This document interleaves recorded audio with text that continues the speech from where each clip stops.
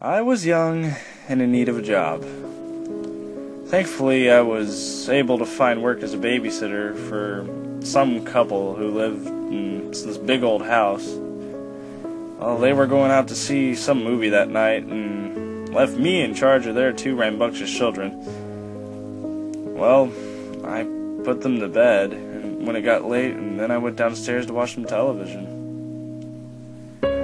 I was starting to get comfortable when the phone randomly rang, but when I answered it, all I heard was heavy breathing, followed by a man's voice asking, "Have you checked on the children?" Well, I, obviously a little bit freaked out, hung up the phone, and I tried to convince myself that it was just someone playing a practical joke on me, you know?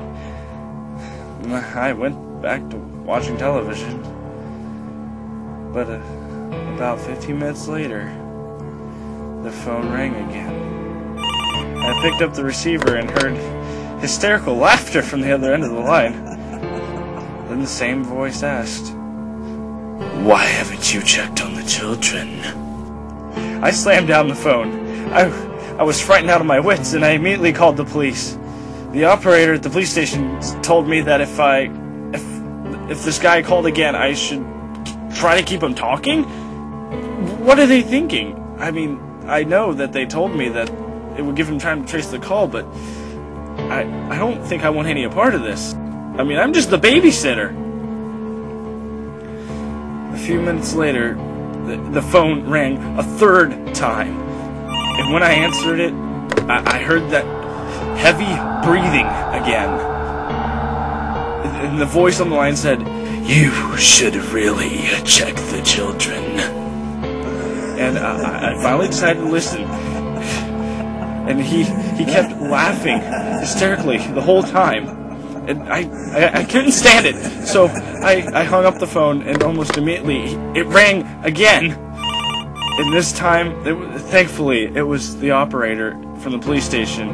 And they yelled at me. They said, "Get out of the house right now. The calls are coming from your upstairs phone." I dropped the phone in shock, and I suddenly heard heavy footsteps walking down the stairs. Without pausing for a second, I ran out of the house as fast as I could. Just as I closed the front door behind me, a man's hand slammed against the glass. And I screamed. I ran out into the street just as a police car pulled up.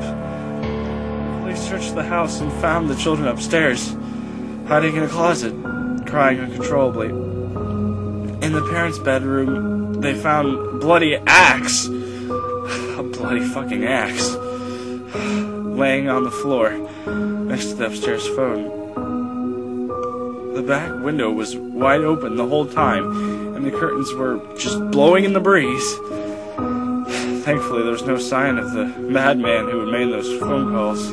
He'd apparently escaped into the night when the police arrived and managed to interrupt his horrible plan to kill the two children